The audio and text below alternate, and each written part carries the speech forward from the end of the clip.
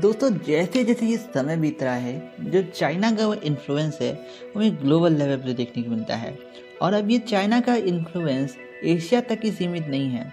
China के influence का प्रभाव अब हमें यूएसए में भी देखने को मिल रहा है, जो कि इंडिया के लिए काफ़ी बड़ी टेंशन की बात है, क्योंकि अगर इनका प्रभाव यूएसए तक जा रहा है तो भारत के लिए काफ़ी ज़्यादा चिंता का विषय है। आज की वीडियो में हम आपको बताएं कि आखिर क्यों बाइडेन सरकार को चाइना से डायरेक्ट पंगा लेने में डर लग रहा है। ये मैं नहीं बोल रहा हूँ दोस्तों, ये बोल रही है यूएस की ट्रेजरी रिजर्व की सेक्रेटरी जेनेट येलेन। अब आप नहीं जानते हैं यूएस की सेक्रेटरी कौन है और ये क्या काम करती हैं, तो देखिए हर देश के पास अपना एक खजाना होता है।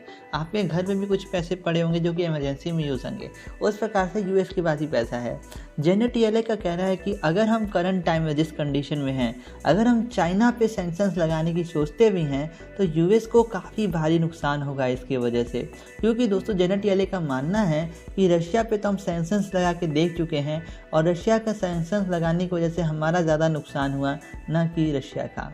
इस बात को लेके इन्होंने बाइडेन से आगाह किया है कि भाई साहब देखो, आज की डेट में दुनिया बहुत आगे निकल चुकी है और अमेरिका को शायद चाइना से हाथ मिला लेना चाहिए या फिर बराबर बराबर समझौता करके दोनों लोगों को इस दुनिया में अच्छे से अपने देश को चलाना चाहिए।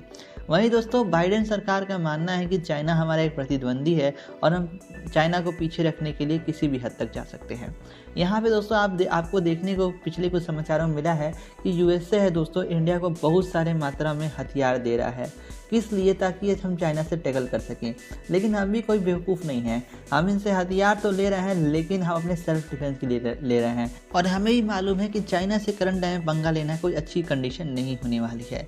हालांकि दोस्तों जेनेट येलेन का कहना है, साफ साफ कहना है कि भाई देखो चाइना का झंझट छोड़ो, हम लोग उससे हाथ मिलाकर दोनों देश अच्छे से चलाते हैं। कुल मिला के दोस्तों एक प्रकार का ये इन वेस्ट देशों का एक प्रकार का मैं इशारा समझ सकता हूँ कि ताइवान मुद्दे पे ये लोग काफ़ी तेज़ी से बढ़ रहे हैं।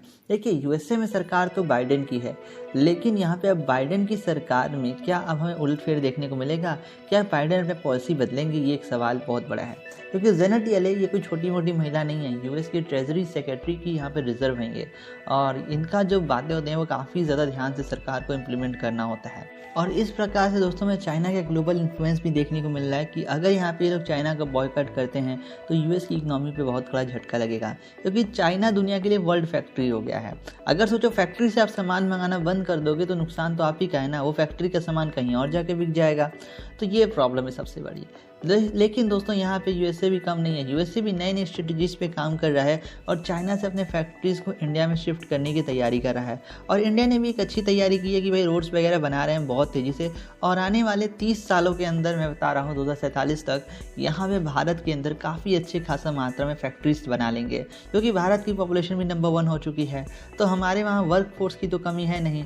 और यूएसए इसी बात का फ़ायदा उठाना चाहता है, लेकिन यूएस के कुछ नेता इस बात से वाकिफ नहीं रखते हैं। उनका मानना है कि चाइना के साथ हमें समझौता कर लेना चाहिए और दोनों देश को खुशी खुशी जीना चाहिए। आपको क्या जेनेट येलेन की बात सही लगती है बाइडेन की? कमेंट बॉक्स में जरूर बताएं। और वैसे इंटरनेशनल अपडेट्स को जानने के लिए सब्सक्राइब वर्ल्ड फोरम्स।